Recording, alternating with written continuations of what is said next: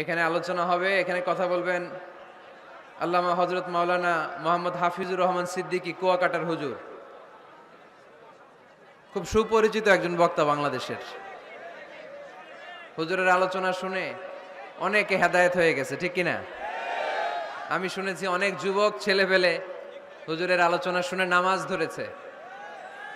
কুয়াকাটা হুজুরের আলোচনা শুনে অনেক ছেলেরা দাড়ি রেখেছে।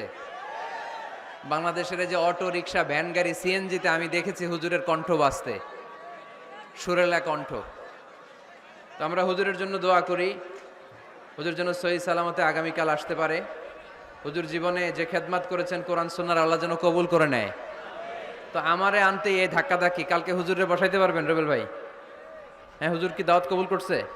আসবে তো কোন দিক দিয়ে উঠাবেন? আমারই তো উঠাইতে পারলেন না।